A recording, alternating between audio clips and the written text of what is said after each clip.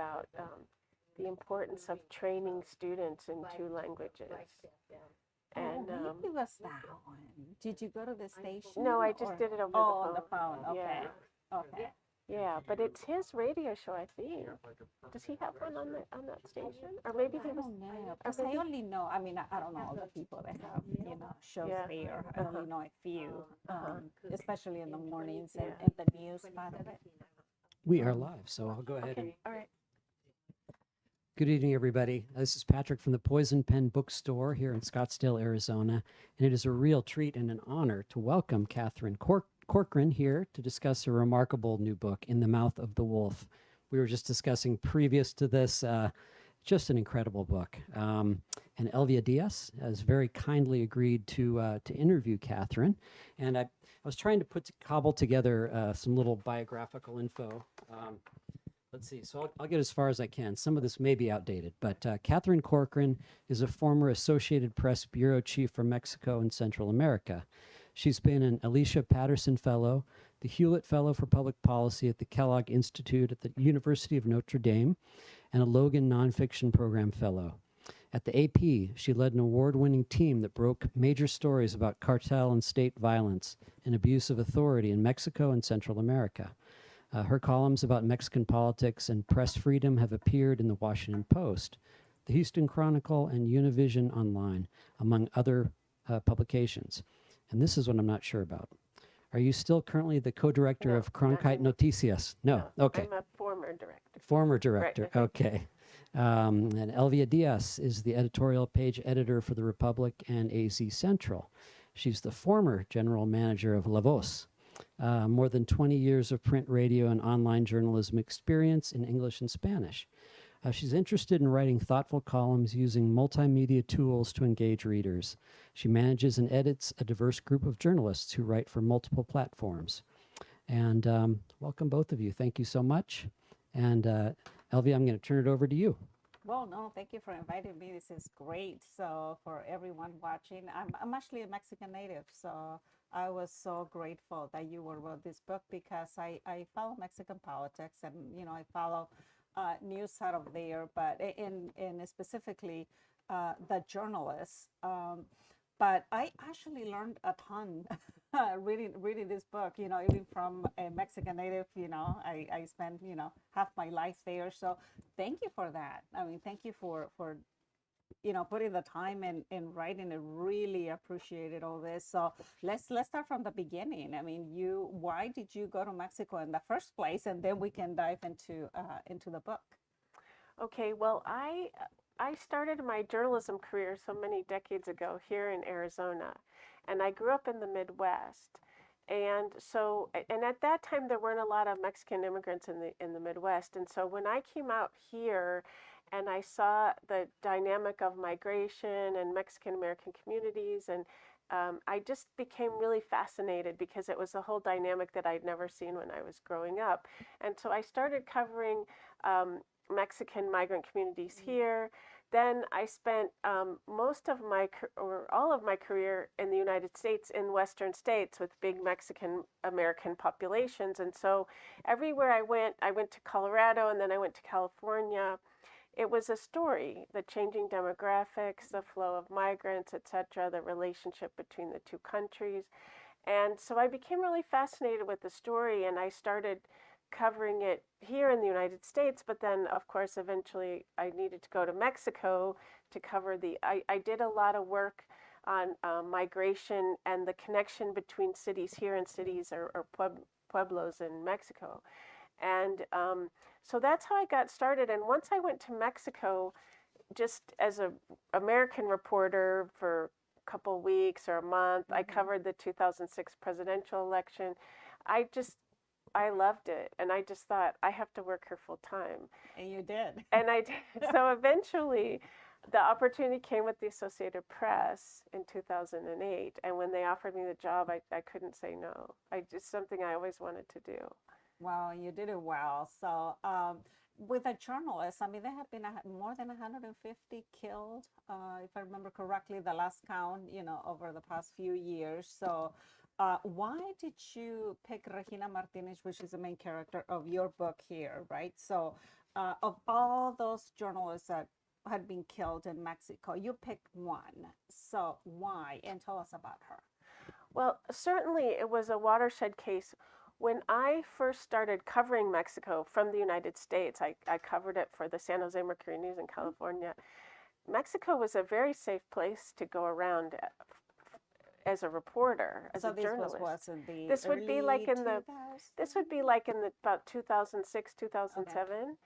And the violence was just the drug violence was just starting to tick up at that time, but it was a very quiet country and it was a very easy place to get around.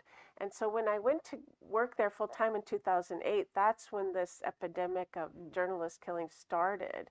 And it was very surprising to all of us because, especially at the Associated Press, people had been accustomed for years and years to just go out and do a story wherever they wanted. Right. And so we were puzzled by these sudden killings. All of them were very local journalists. So that was one interesting thing because if you look at other countries like Russia or I don't know the Middle East, they often kill very high profile journalists who are onto something very controversial, very damaging. And it was exactly the opposite in Mexico. They were very local journalists. There were no obvious reasons. There weren't big investigative reports. There weren't any obvious reasons for the killings. And so the government told us they were corrupt. They were being killed because they weren't real journalists and they were corrupt. The reporters themselves. The reporters themselves, yes. And so, and it was very difficult to know because they never did any investigations. They would just say, oh, they were a narco journalist and end of story. And so when Regina was killed in 2012, everybody knew, people knew her. They knew her reputation. She was a very honest reporter. She was a very dogged reporter. Her work was known around the country. She worked for a national magazine, which was also unusual because they weren't heading national correspondents even. And so when she was killed, it became obvious what the real story was. That at least in some of these cases, there were narco journalists and there were cases like that, but they were saying all of them were that way. And there were so many of them, like 6, 7, 10 a year. So that's why you picked her. So I picked her because it was obvious that she was being silenced for her work as a journalist. And also because her killing had a huge impact on the whole country because whoever these forces were that were trying to silence journalists had crossed a line. There was always a line that said, okay, they're hitting the local journalists, but they're not going to go after the national journalists and they're not going to go after the international journalists because they don't want to make a lot of noise. They wanted to silence people, not make noise. And so when they killed Regina, practically every journalist in Mexico reacted the same, which was, they were shocked they can it actually happened. They can go after me. There's no protection anymore. In the old days, there was always sort of like unwritten rules with organized crime and certain things they didn't do. And it was, with her killing, it was all bets were off. Any journalist was vulnerable. And it was very jarring and scary to all of the journalists in Mexico. And so you really, well, one of the things that I really liked about the book is that you humanize her. I mean, every time that I read about a journalist who's being killed, there's not a lot about their personal lives, who exactly what is it that they were doing. And because Mexico is really corrupt, hopefully we can talk about that. Your point about, well, that they were corrupt themselves. So it's very difficult to discern, who's honest and who's not. So you humanize her as a person, right? To me anyway, as a reader. So tell us about her. What kind of a person was she? Well, I always say she was a reporter before her time because at the time she started her career in the 1980s, the press in Mexico was still pretty much controlled by the government. The press traditionally had been controlled by the one-party system that ruled Mexico for 71 years. It was an authoritarian system. There was an appearance of elections, but there were elections kind of like in China or Russia, like you knew who was going to win. And those political forces controlled the press. And so when Regina started her career in about the late 1980s, the political system was starting to crumble apart to the point where there's now electoral democracy in Mexico. And then the journalism community, too, was starting to feel its power as a more independent, more critical voice, but mostly in Mexico City. And so, in the outlying areas in the state where she started reporting, to have a reporter who was independent, who didn't just write the official story, who went out in the street and traveled to find out what was really going on the ground, who tried to verify things with documents, who didn't just print hearsay, was highly unusual.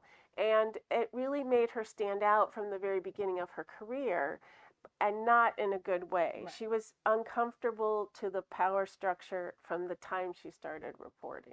So the conventional wisdom here in the United States is that the reporters being killed cover crime or narcos, and that's why they're being killed by narcos, by the traffickers. Regina was not doing that. She was not covering crime. She was covering politics. Yes, she was covering politics and public corruption. So do you think that made a difference with the other reporters around the country to pick up her story, to say this is something else? We're really looking at who actually killed her. Maybe it's not just the drug traffickers, maybe something else at play here. Exactly, absolutely. Although a lot of the press at the time, including the Associated Press, the first story that we put out, it wasn't by me, but said that she covered drug trafficking. It was sort of like the conventional wisdom. It's like, oh, well, she covered, because she did on kind of a spot basis, like if something happened, she would cover it, but that wasn't her passion. Her passion was social justice issues. And she loved to cover communities that up to that point didn't have a voice. She covered the poor, she covered indigenous communities, she covered labor, she covered women's issues, she covered all kinds of things and the opposition political parties, which also weren't covered by the official press. And so she covered a lot of things that didn't have voice before, a lot of communities, and she came up with these incredible stories because nobody was covering them. Right. And so, and those were the stories that really made people uncomfortable, because she showed what the government was really doing, the kind of abuse, repression of these vulnerable communities, and how the government money that was supposed to go to help them wasn't going to help them, that there were schools without roofs on them because the money, again, was being stolen basically by corrupt politicians. And so for her to expose all that was very controversial and very uncomfortable, not only for the power structure, but for her colleagues, because a lot of her colleagues went along with the old system. And they didn't like... Meaning what? Meaning that they would just write the official report. The government would come in with a press release, and there was a person called the Jefe de Información, who was like the city editor, I guess, and they would hand a press release, and a lot of times they would just print them verbatim.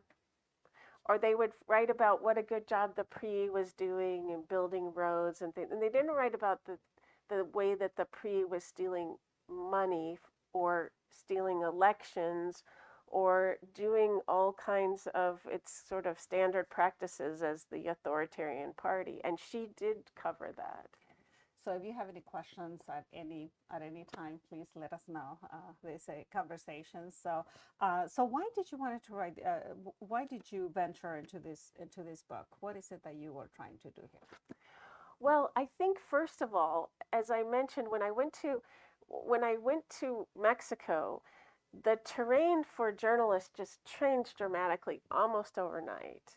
And we at the Associated Press, even though the international correspondents weren't targets per se, we had to operate as if we could be, or just going into dangerous territory that we could get caught in the line of fire, or all kinds of things could happen. So we had to, as the bureau chief, had to actually create a security protocol, obviously with a group of editors in New York, but that didn't exist before because it wasn't needed.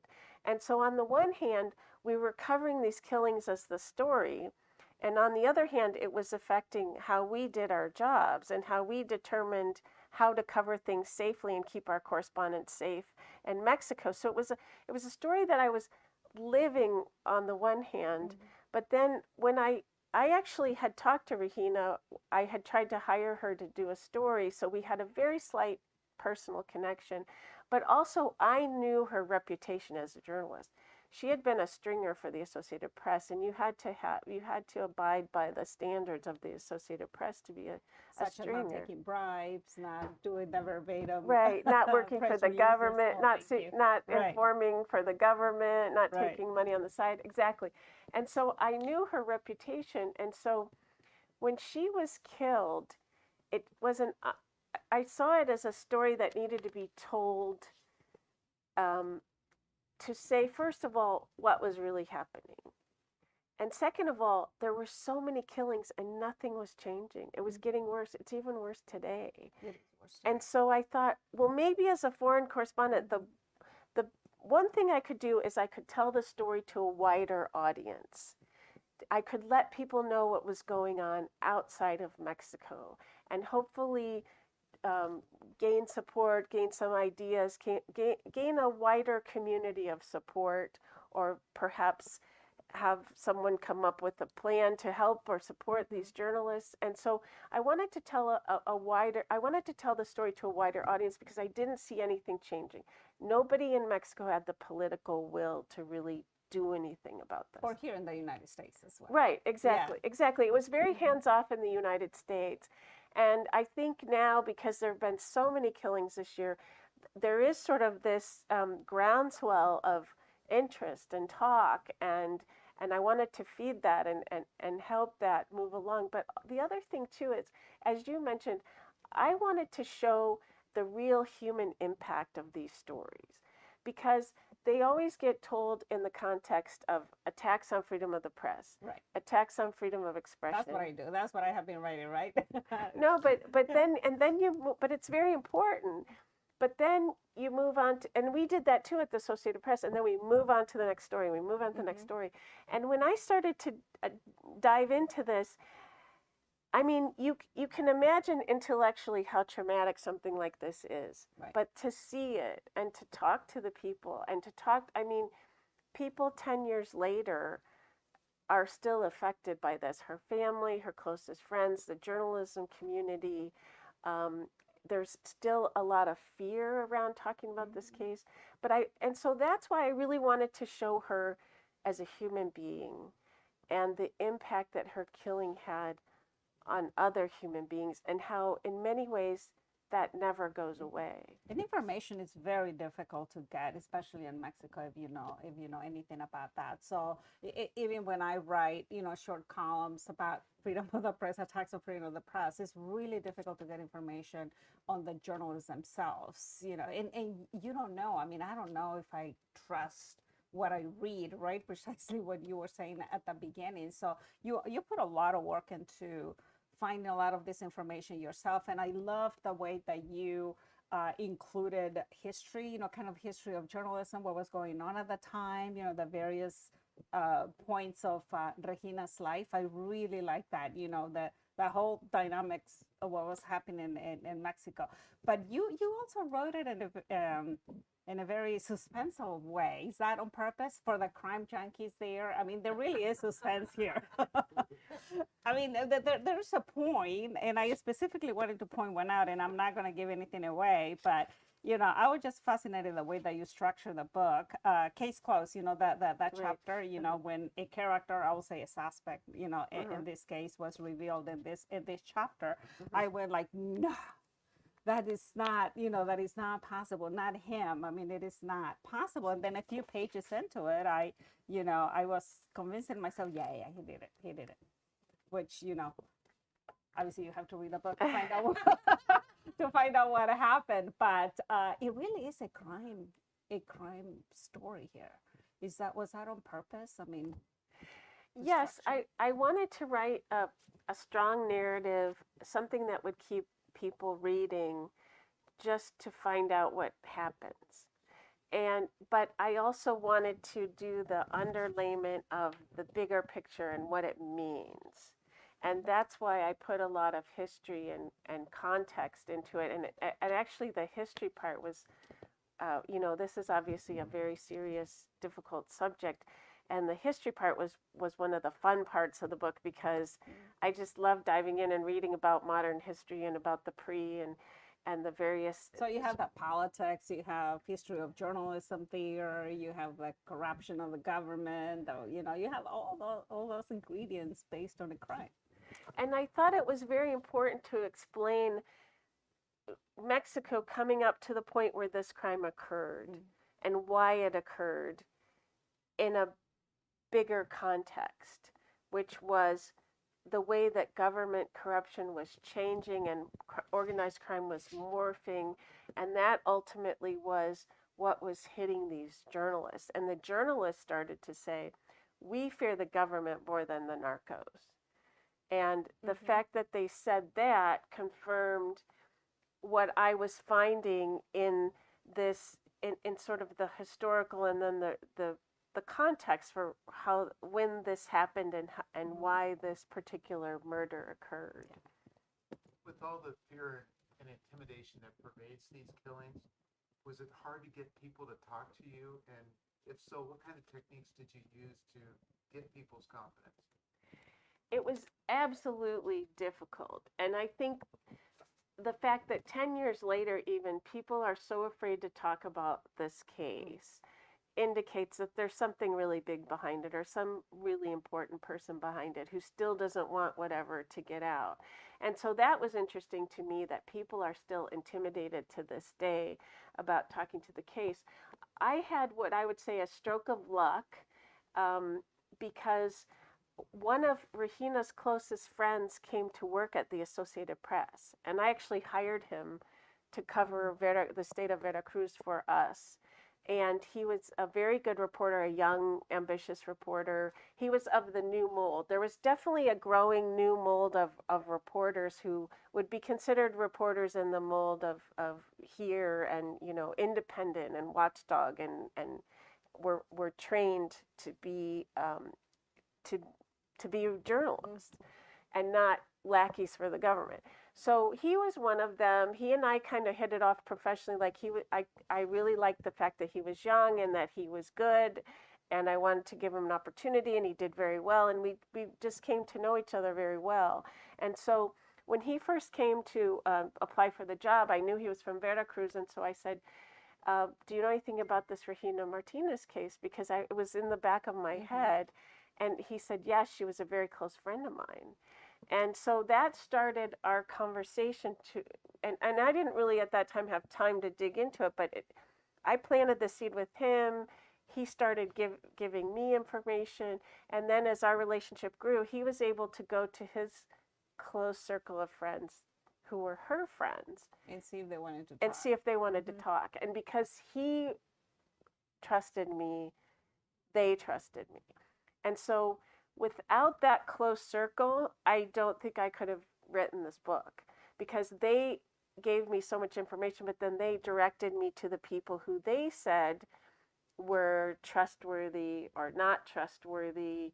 But still, it was very difficult. A lot of times I had to be very under the radar about how and when I interviewed people. So a lot of times what I would do is I would have them come to my hotel, and we would do the interviews in my hotel room so nobody would see. And I had to pick hotels that were known, again, for being trustworthy. Like other reporters would stay there, and the owners would protect us a little bit, and they would not call the government and inform on us. And they were little hotels, like really small, we didn't stay at I did stay at the Holiday Inn, but that was like right in front of the State House, and I really felt spied on there. So I would go to the little off the way hotels, and people would come in without being detected. We wouldn't sit in a public place, and then they would leave. Sometimes I actually paid for people to come to Mexico City to talk to me so that they would be completely out of their environment. And when So it is that difficult, right? I mean, you write here, and also obviously we know this, that reporters fear that their phones and everything is tapped, right? That someone is listening to them all the time. So did you become paranoid yourself at one point, or scared? I did become very paranoid, because you can't, when you live in that environment, you're always looking over your shoulder. and you're always looking to see if anyone's watching you or following you. And I took a lot of precautions to stay under the radar. Like I always registered at my hotels under a different name. I bought bus tickets under a different name. The, I'll never know because I didn't get any sign that people knew I was there, but I really felt like I was able to stay under the radar because I could go there and spend a lot of time without being harassed. And so that told me that they didn't really know I was there. And I was not a super high profile person. I wasn't, I didn't want to identify myself as a reporter, and I wasn't really known in that area. I was just a stranger walking around like So everybody else. how do we know the reporters are actually being followed and intimidated and, someone, Uncle Sam, listening to them all the time? Or is it their own paranoia? Well, there are a lot of stories that I believe of people saying that they were followed, there's an attempted kidnapping that I write about in the book. um, the reporters tell me that they would have people sitting outside their homes when they came to work and came home every day, like the same person just sitting out there. But now there has been proof that a lot of the reporters' phones in Mexico have been infected with Pegasus, which is a software created for governments. It's only available to governments, and it's only intended to intervene for criminal or for organized crime or terrorist reasons. And in Mexico, they use it on reporters, on environmental activists, social activists, and the opposition. And so, and you can tell that by now you can analyze the phone. And so a lot of the more profile investigative reporters have their phones analyzed for Pegasus. And in many cases, it was found that their phones were infected with Pegasus. For that reason, someone told me to use an American phone because the Israelis who make Pegasus have an agreement with the United States that they won't intervene on U.S. phone numbers. And so, like, that was one of the first things that somebody who'd done this kind of work told me. He said, get a U.S. phone number. And so I had a U.S. phone number, but I put my phone in a microwave blocking envelope. I put it in the refrigerator. That's and so we did things like that all the time. And if we had to talk on the phone, we never mentioned names. Like, we would talk in code, because our understanding is that when they're intervening, they're like searching for names, like either a politician's name or a city, and so we would not use any proper nouns at all when we were talking. The Secret Service does that too, don't they? Yeah. Probably, yeah. And so actually, So how do they tell you who they're talking about if you're finding out for the first time who these people are going to share with you? How, if it's all in code, what did you? well, in person, it wouldn't be in code. It would be, this would be with people who I already knew. And also, I also had people in Mexico City who would monitor me. I went by myself because that was the best way to stay under the radar. I didn't want to go with an entourage, or people think we go with like armored cars and Right. and it's like, no, it's just the opposite. Bulletproof cars. Right, exactly. No, it's just the opposite. I went by myself. I took buses, I took taxis, I stayed under the radar. I took cash because I didn't want any record of my ATM card if people were looking for me. I mean, the government there could track anything. They have, in fact, one time a DEA agent, we were talking in Mexico City, and I said, what should we do about our phones? And he said, doesn't matter. He goes, if they want to get it, they'll get it. He said the Mexicans have at least as good, they're at least as good at spying as the Americans are on their own people. And so, I just, for example, I had people in Mexico City who were monitoring me. Like, I would check in with them, and I would tell them where I was going and who I was talking to. And so one of my friends who took charge of that, she referred to Veracruz as Disneyland. And so she used to say, "Oh, are you going to Disneyland?" And and so we knew what That was was your meant by code, right? Disneyland. Yeah. Yeah, but to your point, you were saying, like, if you're talking of a person whose name you don't know yet what code they assigned to that, how did you talk on the phone? In what To a random detail? source, I guess. Well, I would say, for example, because whoever I was talking to, we would already know what I was trying to get. Right, okay. And so I would say, Where's Mickey? yeah, like I would say, like who, like, Mickey's on the Right, there we go. sort of like Elvis in the house. you know that guy, or I would say something where the person would know who I was talking about, but without saying the name. And but it would be Right. someone, like if it was someone I was calling for the first time, I couldn't do that, obviously. But often we didn't talk on. Well, what we did was we texted by WhatsApp, because that's supposedly encrypted, though it's not. I mean, they can infiltrate that. Then we started using Signal and other more secure. So there were never, like, very rarely phone calls. It was all encrypted texting or encrypted emails. And that way people would know who I was and what I was looking for. And even then I was very sparse about what I would share, even on Signal. So for most, go ahead. I'm sorry. You had a question. You know, your choice of the title for the book, In the Mouth of the Wolf, how did, I'm going to read the book, obviously, and find out, but how did you, who's the wolf? And I Yeah. definitely got that from the people I interviewed, Uh-huh. because they said going there was going into the mouth of the wolf. And So in in Mexico, it's the, idiomatic. yes, La Boca del Lobo. And it's kind of more of a, like here we would say the lion's den, I think, in English more Right. often. But in Mexico, the saying is La Boca del Lobo.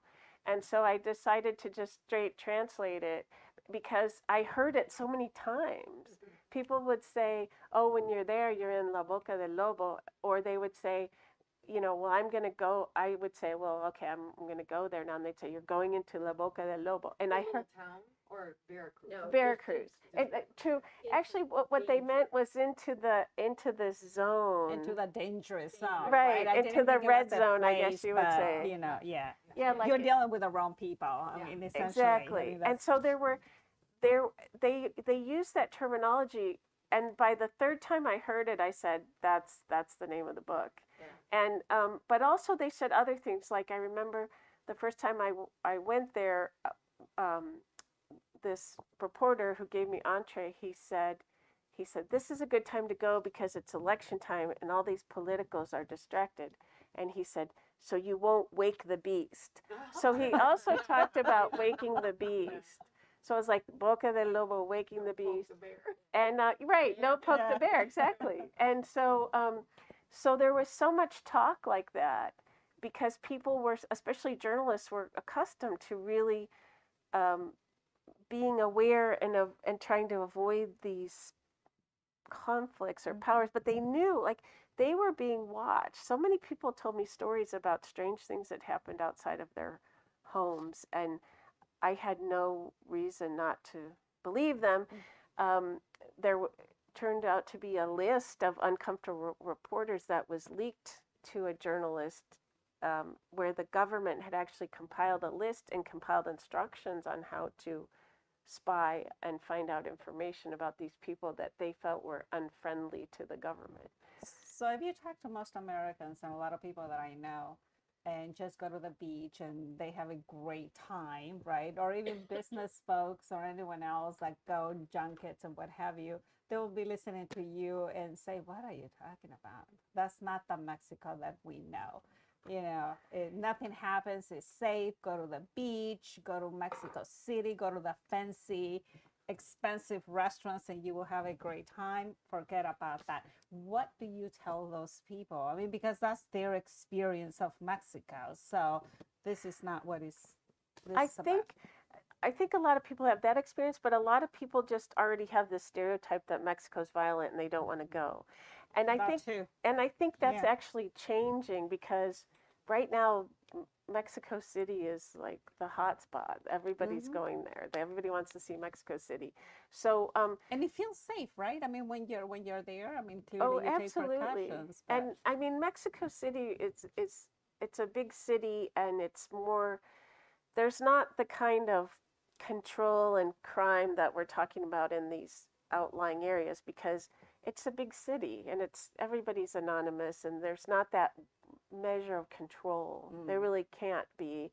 And I always say that Mexico City, you would think about crime there like you would in Los Angeles or New York. I mean, the crime rate there is relatively low, and hmm, and so it's just like being in any big city. And so there are different parts of Mexico. I think most tourists um, don't go to these interior parts of Mexico where there's this kind of like morphing of corruption and government corruption and organized crime. That's why I included in the book. I mean, Mexico really is such a beautiful country. I mean, and it's a magical place. And when I talk about the interior of Mexico, it's actually the places where most tourists don't go. But and it, you did a great job about that. You know, it's one of the things that I actually had one of the questions that if you're not a crime junkie, you can just look at it from just a foreign tourist, right? I mean, I learned a lot about Veracruz, you know, the state of Veracruz. You know, you write about the landscape, the food, the people, town life. You know, I'm hearing that that was actually on purpose, right? I mean, the magical place as well. well, I wanted to show how it is to be in Mexico because it really is this incredible, like, diverse, fascinating, wonderful place. And all of us who lived there and worked there really experienced that. I Mhm. traveled a ton all the way through Mexico and I drove my car, sometimes by myself. And so you sort of had to gauge like where the red zones were to do that. But it was, I went into rural places that were just magical. You could see the indigenous traditions that had never changed, and it and just incredible landscapes. And so that's why I wanted to include that because that's kind of part of the contradiction. It's Hmm. it's it's A this huge one, by the way. it's Yeah. a very layered kind of place. And if you're an outsider or a tourist, you're not really a target. I mean, this is all about local control. It's about moving products, illegal products, and it's about making huge amount of money, and it's all by the people, the people in power. And so the people they need to control are the local people and the journalists, and and so that's who they focus on. They don't, the tourists aren't really a target there. And in fact, they say that the narcos like to protect the tourism. Like they leave the tourists alone because they want the tourism. Tourism is good for Mexico and it's good for them too. And so, um, so there are these, I mean, like, I think more Americans vacation in Mexico than anywhere else in the world.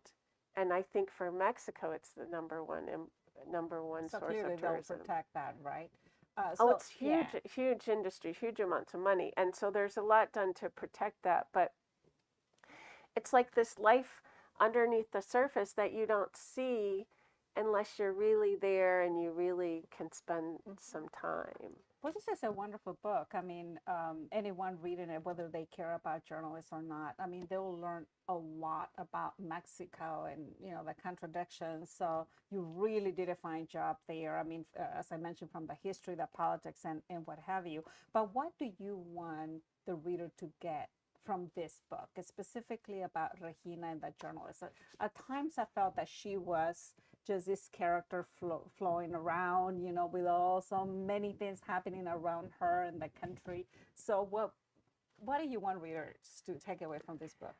Well, one of the things we didn't talk about is as I was writing it, all of a sudden there was a relevance for this book in the United States because the press was under attack in Mexico and now it's under attack in the United States.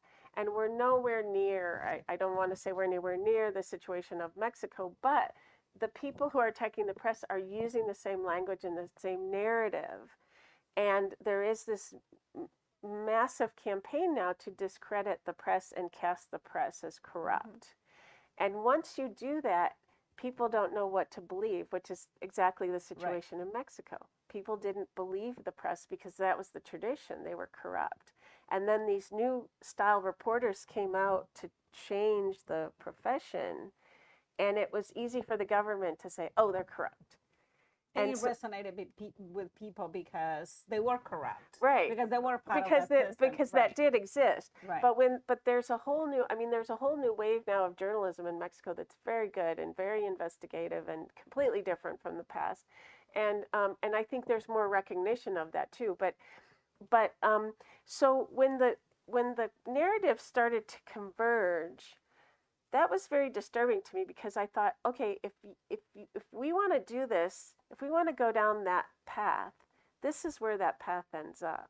When you can't trust reported independent information, when you don't know what to believe, your government can manipulate you and in this case victimize you, because the government was actually victimizing its own citizens. So suddenly Americans here, readers here, understand the cost of exactly, I guess, journalism, right?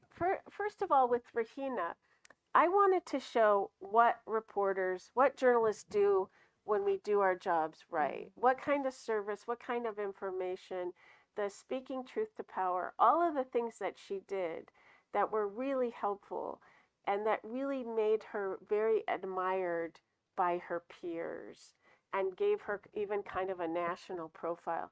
I wanted to show what she did, to show what good reporters do. I think that a lot of people in the United States don't know what journalists do. They don't really understand what we do or how we do it. And so it's very easy to say, oh, the bad mainstream media, and just lump everybody in together. Is that the reporter's fault, though? I mean, our fault by not teaching the people, or teaching the public about what we do, which is what you're trying to do. I think that's what I was trying to do, and that's why I wanted to write it, because I wanted to show people this is what reporters do. This is how we verify. This is why journalism is different from other information that you're seeing and all the noise that you're seeing today with this information explosion. So I just wanted to show first through her, this is what journalists do, and this is how they help the society in terms of providing the information necessary for society to live, and for people to make decisions, and for people to decide what they want to tolerate and what they don't want to tolerate, to actually can change behavior. Like what we do, all we do is tell stories, we give information, but it's up to the citizenry to take that information and make change. And that happens a lot. And it's happening in Mexico too, not to the extent that anybody would like, but it's happening. And so I wanted to show that role, first of all. And then I wanted to show what happens when you take that away. Because in the book, after she's killed, it goes away. And then you see the mayhem and that the government it imposes on its own people. There are thousands of disappeared people in Mexico. There were billions of dollars stolen from the public treasury. There were all kinds of intimidation, and you called the police to report something, the police would threaten you and tell you to be quiet. And so people were living in terror. They were literally living in terror. And that was because all the independent voices after Regina had to flee for their own safety, or they self-censored and decided, we're not going to do this. We need to think about our own safety. And so I wanted to show that picture, especially now in an environment when we do have all these attacks on the press and attempts to discredit the press, what that ultimately can lead to, and what kind of society that, if we provide information, and when you take that information away, what happens to the society? What kind of reaction are you getting about that? I mean, I know you have gone other places to talk, and you talk to a lot of people. So are you getting reaction about that? Is it resonating? Like, oh my goodness, could actually happen here? Well, what I get are a lot of nodding heads. When I get to that part, about the connection with the United States. I get a lot of nodding heads, and also the reaction I get, which is actually a pleasant surprise for me, is people in the American audience are very interested in knowing more about Regina and knowing about more about the journalists in Mexico and the conditions they have to work and live under, and why do they do it, and I think, I mean, that's definitely another thing I wanted to show is the bravery of the people. The the the brave people in this book are the people who talk to me. They really took a Because they put chance. themselves in danger as well, right? I Exactly, mean, are they still exactly. journalists? Well, Without some giving much away from the some book. no some of them are, some of them aren't. There are some happy endings in the book. And I would say one of the biggest happy endings, and again, this is something I just wanted to show everybody because I really think people don't understand what journalists do.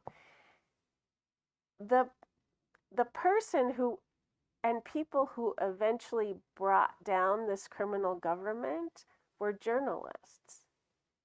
That they were from the outside because the local journalists had either left or were terrorized, but they came in from Mexico City, they had some tips. They started investigating, they wrote stories, and the whole house of cards fell apart. And so again, it was the truth seeking of the journalists that actually finally brought down this corrupt regime, and um, people were actually prosecuted. And so that's the other thing I wanted to show is, so you have Regina doing her job, she is silenced, people flee, there's complete sort of like criminal anarchy. But then reporters come in from outside and they start writing about it and they start shining light on what's going on, and the whole thing just comes crashing down. Well, we're running out of time, but that's impunity is a huge problem in Mexico as well, but it remains so. So at the very least, in this case, there's some happy endings here, but that is not the case, right? No, In it's most it's cases, really I not mean, in most cases. And what's really interesting, because as I mentioned, the level of investigative reporting in Mexico has grown dramatically, and it's just excellent. There's some really excellent investigations now, and so they expose these people, but nothing changes because of the Right. impunity. And so, as part of my reporting, I asked the reporters, what is that like to and actually it's becoming more that way here now, like you expose things and people don't care, they're like, oh, Okay. it's made up or it's bad. And so I said to them, what is it like to do all this work and then nothing changes? And they said, well, with the impunity we don't expect it to change, but we still feel like the public needs to know, and maybe one day it will. And I think an impact there is that, okay, the courts aren't reformed, the justice system isn't reformed, but there is a very strong court of public opinion now. And so this information feeds the court of public opinion, and that's where you get an impact sometimes. Like, why would anyone want that job, right? I hear that all the time, right? If it is so difficult, why would anyone be a journalist in Mexico or here? Why would those journalists be so brave, right? And here, so any final thoughts? Well, I think it's because, and you know this, you're a journalist, it becomes like a vocation. It's something you really believe in. You do believe that this is important. What you do is important for the society. And they feel the same way. And in fact, I recently did a talk where Polo, one of the reporters in the book, was part of the talk, and people asked him that, why do you do it? And he said, because I'm an optimist. I'm a fool. I think that by doing this someday maybe something will change. And I think that really sums it up. I think that's a great way to end Yeah. the chat, right? Right on. Great job. Thanks so much. Well, thank you so you. much. Your No. questions are just excellent. Does And anybody thank else, you. I mean, we can kind of have a casual end time. Does anybody else have questions? A few that I just wanted to toss into the mix here were the book, it had a very visual feel to it. As you said, it was structured kind of like a thriller. And I kept thinking, wow, this would make a wonderful documentary. documentary series, but of course, A crime movie. well, it would have to be like a 6 or 8 parter, going under. Um, I guess my question is, how did this book evolve and change for you during the writing? Did you kind of go in with an organization of what you wanted to do from the very beginning, or did it morph and surprise you and sort of shapeshift a little bit? It changed a lot from the very first outline that I wrote. And I would say the very first outline and even the very first chapter was very different, was much more plotting than it is now. Like it was my first draft and it was sort of like the dump of information. I remember because of the kinds of books that I like to read, and especially the narrative nonfiction that I like to read, I had a lot of examples just from reading over the years. And the thing I always thought about is you have to end the chapter with something that'll make somebody keep going. And I had a lot of good examples of that. And I said that was definitely my goal, that I wanted to end each chapter. Um, I don't know if you've ever read the book John Lewis's autobiography. It's called Walking with the Wind. It's an amazing book because it's a story of the civil rights movement, and the ending, everything that's going to happen. And he had a co-writer, and even so, every chapter ended with like a cliffhanger. And even though you ultimately know what's going to happen, I was just like, oh, I got to keep reading. I got to keep reading. And so I had these examples in my head when I sat down to write it. And so I definitely went for that.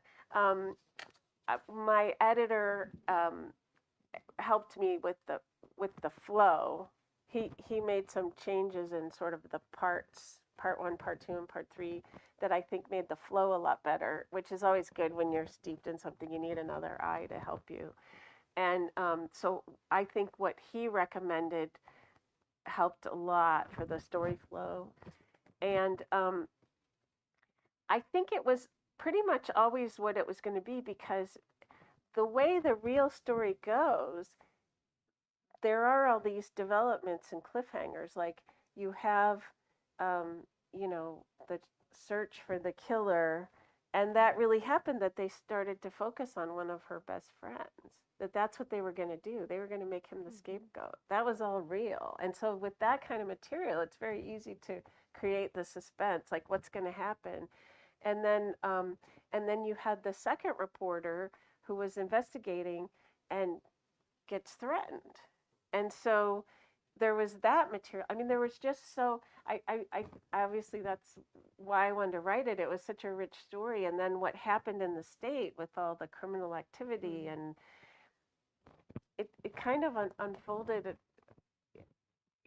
of its own, I guess. When did you start writing this, and how long did you do it continuously till you finished, or did you put it aside for a while and pick it back up again? I started in 2015, and I still had a full-time job then, so I could only do a little bit at a time. And then in 2016, I started working on it full-time.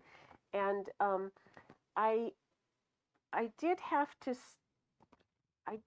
stop at certain points because I hit some dead ends.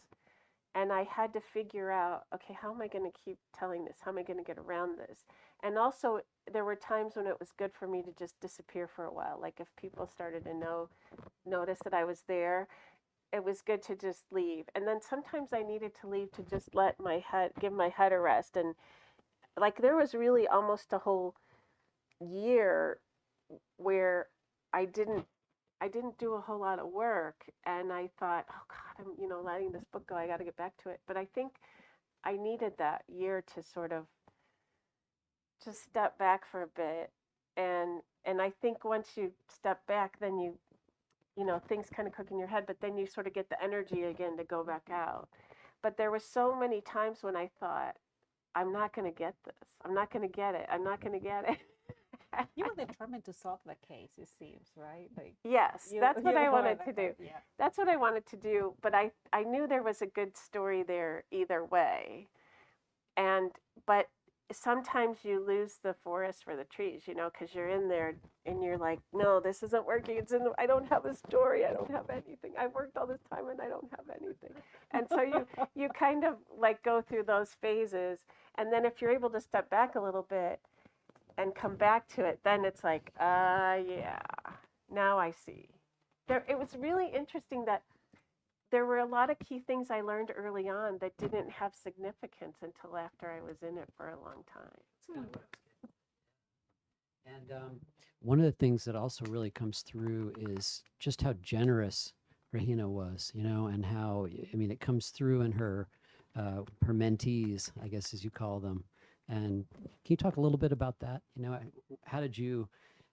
There were four main ones, if is that correct in Yes. the book? Yes. I'm sure there were plenty others on the periphery. How did you focus on those particular people? They were her inner circle, and they were the people who never talked to anybody. And the person who worked for me, Rodrigo, was one of them.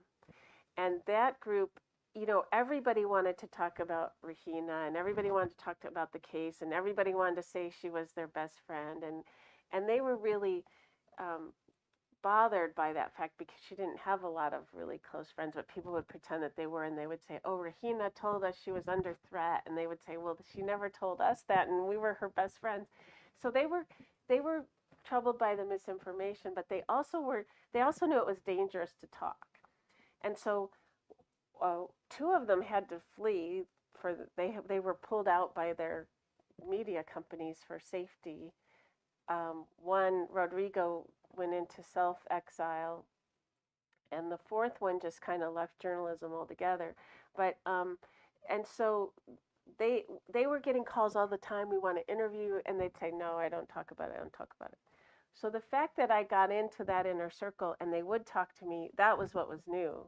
I had all the information that they hadn't given other people, and so and there were four of them, and I spent a lot of time with them, and I just, I mean, I just loved writing about them. Each one was such an interesting person in himself, and I became friends, and I became very fond of them, and so I wanted to just show. And the other thing that was interesting is when you're writing about journalists, they understand what you're doing, and so I put everything I knew into this book, and I actually went over the material with them because I didn't want to put anything in that would inadvertently put them in danger. And when I went over all the stuff I said, like about Eddie's mom having to put money in his bank account, they didn't care. They were like, I thought they would go, oh, can you take that out?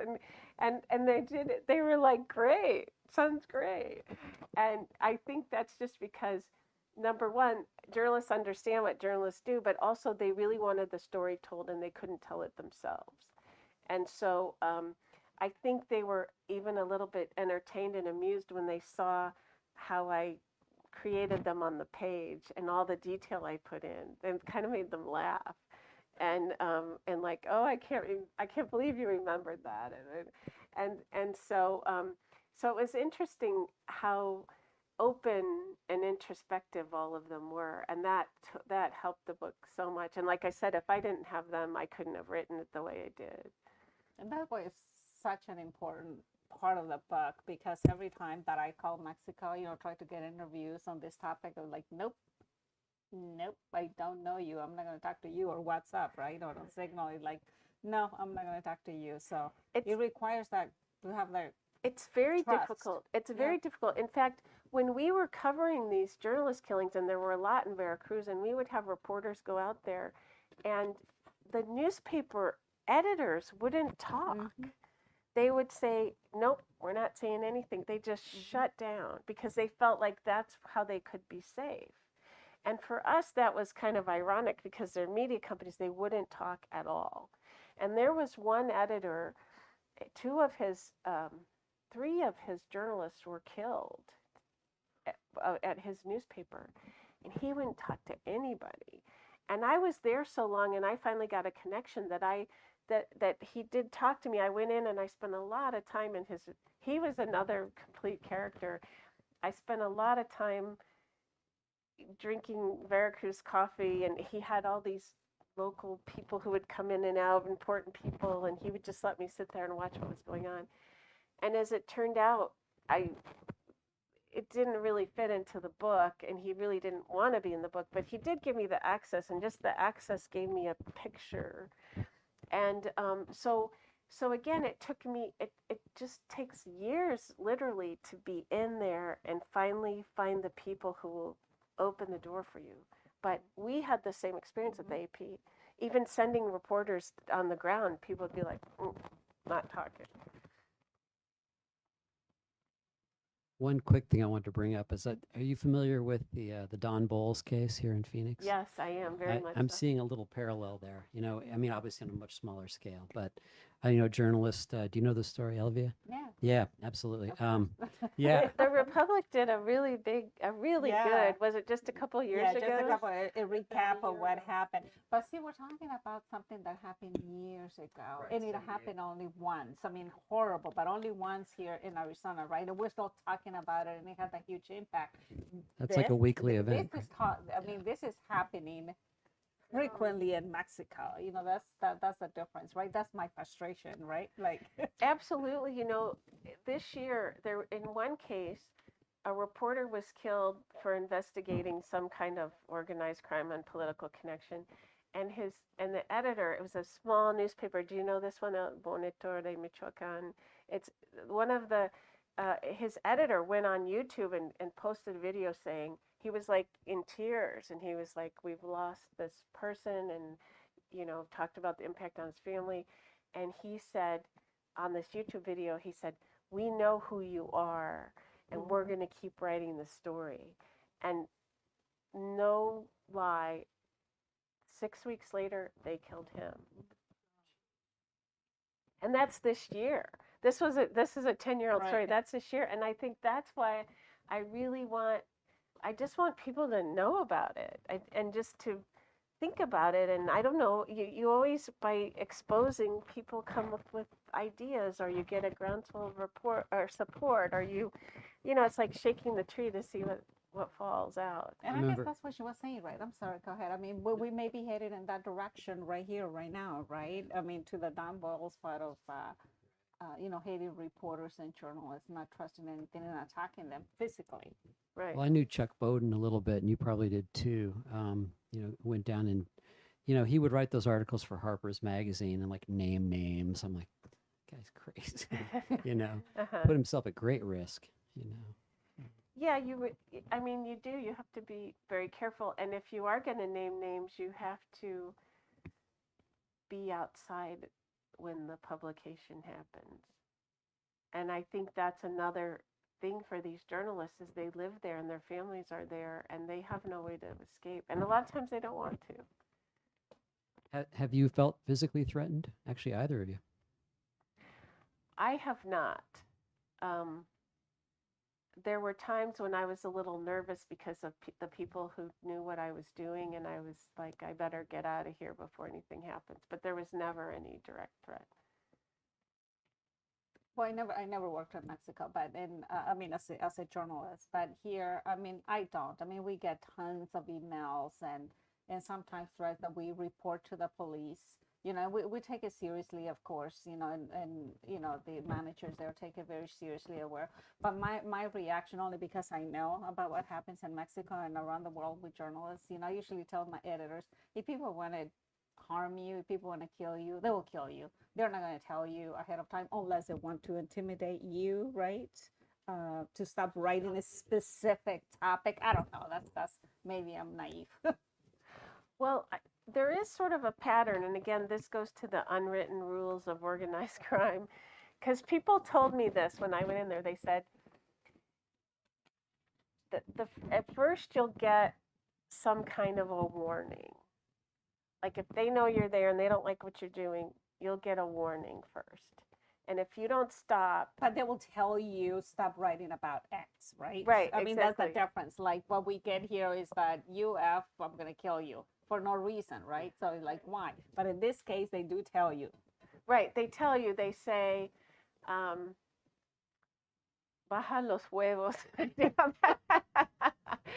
It's like they say, put a lid on it. Like, say you publish something and you know what it is because you've just published, and they'll call you up and they'll say, put a lid on it. And it's just an It's just an expression. Like, expression. Yeah. it's like an expression that they use that it means like put a lid on it, and then they might do something else. Like they might I don't know, like then they'll follow you, or there'll be something more apparent. And then if you don't stop, then you get attacked. So the people always say that there's usually a precursor to any one of these kinds of events. And they told me that so that I would look out for it and say, okay, if this happens, it means you should get out of there.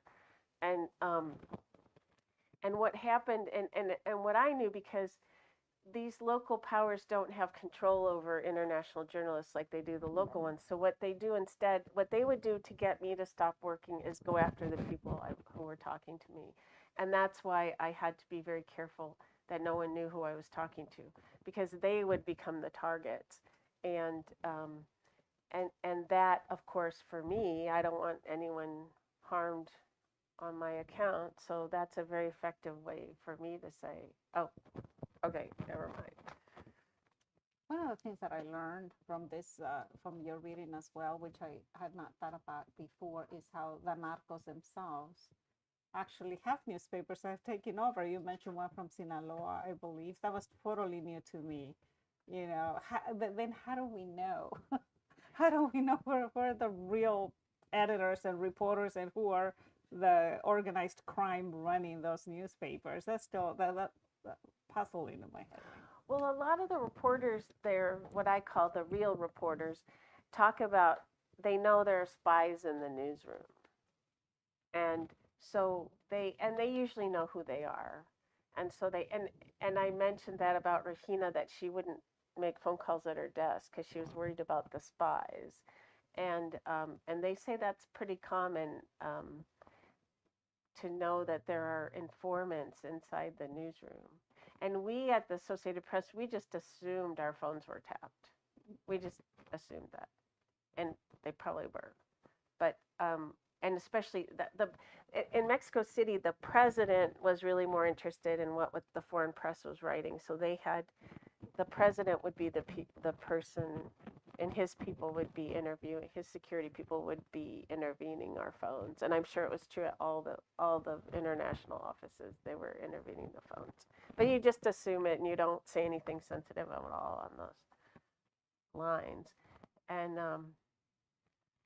so it's another way that erodes the safety of the press, because the press corps doesn't even trust. There's no trust within the press corps.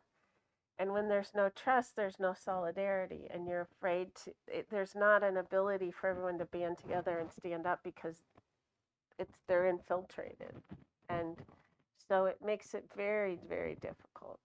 But like I said, there has been a huge leap in the quality and the number of investigations. And what's happening now is there are a lot of young reporters who come out of journalism school trained, and they really want to, they want to play this role and speak truth to power. And they're working for these smaller, independent, mostly online media, like new media. And so, and they're small offices, so there are 5 people, so all 5 people. You don't have to worry that someone's a spy. The idealism hasn't been beaten out of them yet, right? No, it hasn't. But I was just at a conference with an editor from the University of Guadalajara. They have a big media operation that's affiliated with the university, and he said, we're thinking of changing the name of our program from journalism to content generation or something generic, because he said the parents won't let their kids go into journalism. And so they're trying to make it more, a broader name, so the parents will let them. Sanitize it for their protection. Right. Or that, and so it's, I mean, people always ask me if I'm optimistic because it sounds like so many bad things going on, but I just feel like yes, you have to be. You have to be. And there are always going to be people who feel you want to do this. I mean, we have 3 people here who know what that's like. It's like you really feel like it's a calling that this is a pillar. It's like a pillar of our democracy that needs to survive, and that's really why you do it. That is a perfect note to end on. Thanks so much, Katherine. Well, And thank Elvia. you. Thank you to our viewing audience. And thank you, Elvia. Yeah, They're just thank excellent you. questions. That was a great conversation. Let's do it again in Spanish. Okay. Yeah. You know what? I would love to. If we can No, I find think an it audience. would be great. Yeah, it's Maybe we totally could do the different. radio show. I mean, I'm pretty sure they will do it themselves, right? It's I'll definitely connect you because I think it'll be important.